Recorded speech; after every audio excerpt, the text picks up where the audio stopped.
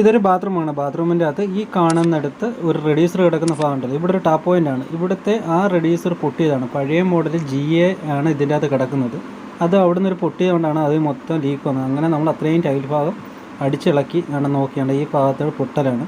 അതുമല്ല double side thread ആയതുകൊണ്ട് MDA ഇട്ടിട്ടാണ് സെറ്റ് ചെയ്തേക്കുന്നത്. PVC MDA ഇട്ടിട്ടാണ് സെറ്റ് ചെയ്തേക്കുന്നത്. അതുകൊണ്ട് പൈപ്പ് കയറുന്ന അത്രയും ഭാഗം മാത്രമാണ് നമ്മൾ എടുത്തേക്കുന്നത്. എടുത്ത് നേരെ ഒരു ലോങ് കപ്ലിങ് അടിച്ച് നേരെ കയറ്റി ഇട്ടിട്ട് ഒരു ടീ റെഡ്യൂസർ, അതായത് PVCയുടെ ഒരു ബ്രാസ് ടീ റെഡ്യൂസർ നമ്മളിട്ട് ടാപ്പ് സെറ്റ് ചെയ്ത് നിർത്തിയിട്ടുണ്ട്. കാരണം ഇത് മൊത്തത്തിൽ ഇളക്കുന്നില്ല. ഇതിൻ്റെ അകത്ത് ഫുള്ളും ഇതേപോലെ കിടക്കുന്ന പഴയ GAയുടെ ഫിറ്റിങ്സാണ്. ഒരു വർഷത്തിനുള്ളിൽ റിനോവേഷൻ വരുന്നതാണ്. അതുകൊണ്ടാണ് പാർട്ടി തൽക്കാലം ഇങ്ങനെ തന്നെ മതി, ഇങ്ങനെ അങ്ങ് ചെയ്തോളൂ എന്ന് പറഞ്ഞ് അങ്ങനെ നമ്മളാക്കിയത്. ഇനി 1 ഇയറിന് ശേഷമാണ് നമുക്കിതൊന്ന് റീപ്ലേസ് ചെയ്യാം മൊത്തത്തിൽ.